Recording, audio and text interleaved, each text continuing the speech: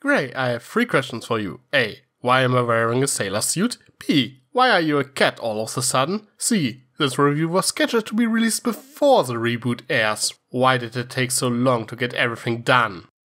A. Because you look great in a sailor suit. B. Because you explicitly told me no ponytails, but DuckTales. And C. How about you are doing the next assets for our next collab? Touché! Okay guys, we're gonna review the original DuckTales cartoon today and we are already working on a review for the reboot, so stay around and enjoy the show.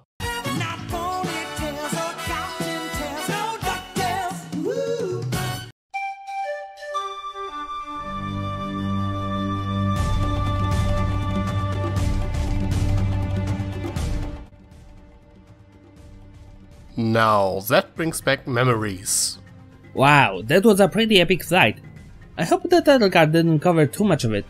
DuckTales is easily one of the most memorable and influential cartoons of the late 80s and early 90s. It was among the first Disney cartoons produced for syndication and noticeable one with a higher budget. It basically sets the standards for every cartoon since then. If it weren't for DuckTales, we might have never got shows like Gravity Falls or Star Wars: The Forces of Evil. And to celebrate the DuckTales reboot, it's fitting for us to reminisce about one of the greatest and earliest animation experiences of our childhood. For me personally, I was always more of a Donald than Mickey fan, so I took liking to this show instantly, despite Donald being mostly absent from it. They couldn't even be bothered to get the right Donald voice for the German dub. This is why I need to find some other clothes. The show consisted of 4 seasons and 100 episodes, plus 1 theatrical movie. And the pilot was a 5-parter, something that you don't see nowadays, or more important, back then, making the show even more impressive.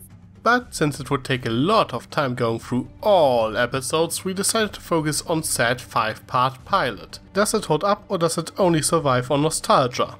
Each of these 5 episodes can stand on its own merits to some degree. The first episode is about Scrooge warming up to his nephews, while the Beagle Boys try to steal a model ship for El Capitan, the big bad of the special. After they manage to save the model ship, they figure out that it's a map that leads to a sunken ship full of treasure. In the end, they are only able to save 1 coin of that treasure, which leads Scrooge to a sun-worshipping tribe in the 3rd episode, where he finds half of a map that leads to an even greater treasure, and in the 4th episode they look for the other part of the map in the Arctic. After they got both parts, they finally find the treasure in episode 5, in which Scrooge has to deal with his own greed.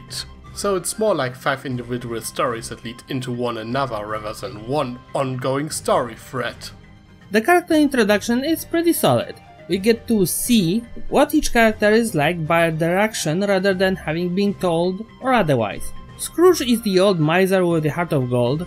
The boys are smart, imaginative, but ready to break some rules. Glomgolk is conniving and has it out for Scrooge. The Beagle Boys are thugs. Webby is for the most part the girl, Mrs. Beakley is the voice of reason lost in the insanity, and Lunchpad is the most likable goober ever. Fun fact, because of the chin, as a kid I thought Lunchpad is supposed to be a pelican. Each of them has their moment to shine, from the boys using the Woodchuck's Deus Ex Machina guidebook to find out what the inscription on the ship means, to Webby and Mrs. Beakley dealing with the penguins, using Crayola, and finally Scrooge going so far for the treasure, but choosing his family in the end. You forget Gyro Gear Loose, but then again he only got 1 small scene. In any case, his pilot makes good use of its 5-episode structure and takes enough time to introduce every character properly. We are talking about a lot of characters here, but as every episode tells a more or less self-contained story which only deals with a certain amount at a time, it doesn't feel too overcrowded and no character gets wasted. Though admittedly I'm not too fond of Webby and Mrs. Beakley. They are rather one-dimensional to be frank. Webby doesn't do much else beside being cute. Perhaps the most jarring though is in episode 4, which puts these two into the spotlight. Everything helpful Mrs. Beakley does conveniently happens off screen. After the boys got captured by those penguins, they were stripped down to their underwear and colored clothes are highly treasured by those black and white birds. Somehow Mrs. Beakley managed to get those clothes back, but it's never explained how she did it. Like, really, did she manage to sneak up on those penguins, knock them out and strip them down without anyone noticing?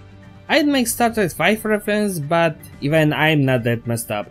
Also, I was never bothered by Webby and her grandmother, although it was always a bit weird to me that she seems to be somewhat the same age as the boys, but while they were portrayed as closer to being like 10 years old, they made her act more like she's 5. Yeah, that also bothers me. I'm really glad that the reboot seemingly turned her into Mabel. Now regarding the plot.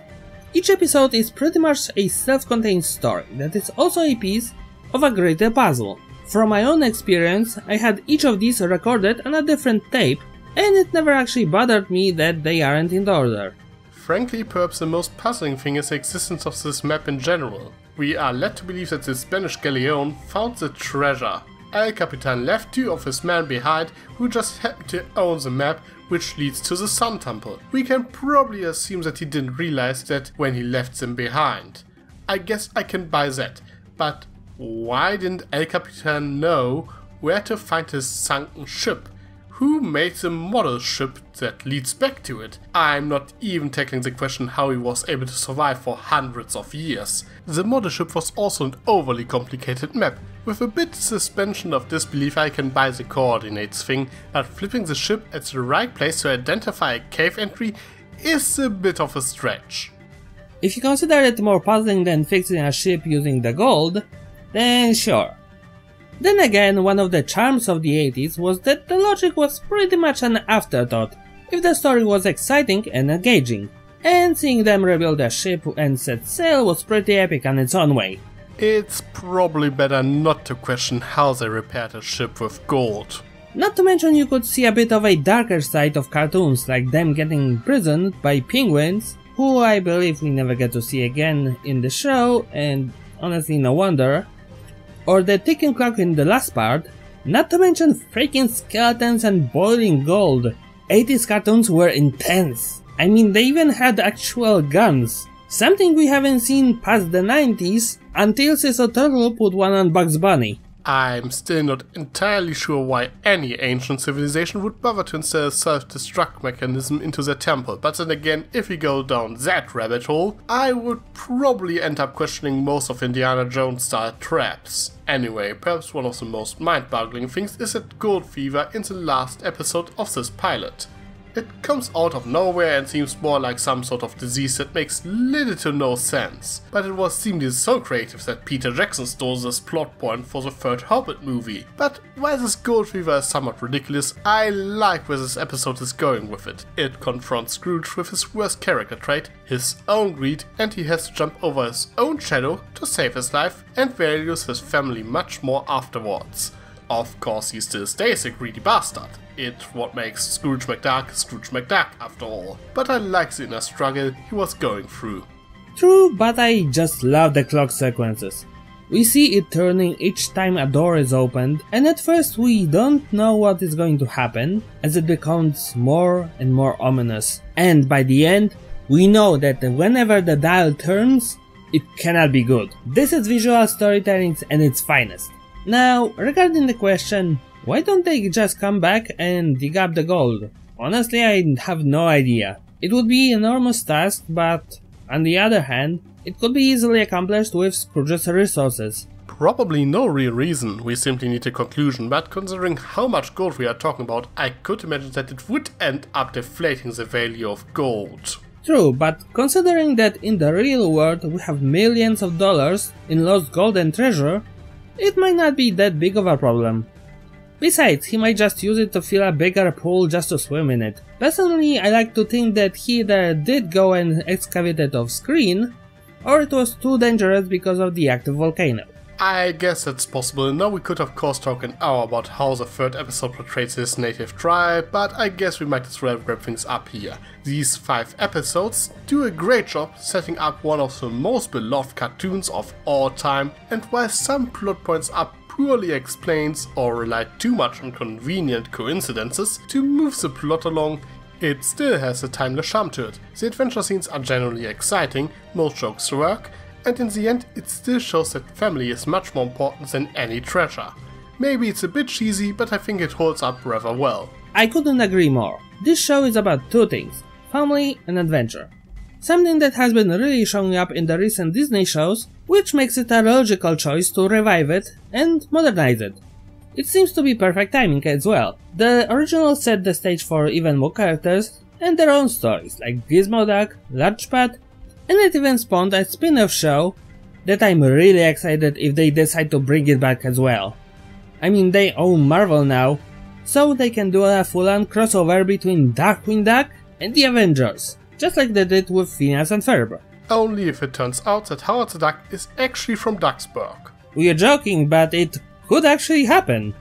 Well, either that, or they could bring back the idea from the comic when Donald was a superhero. Oh, I would love to see that, but we save the reboot for next time. Stay foxy, everyone!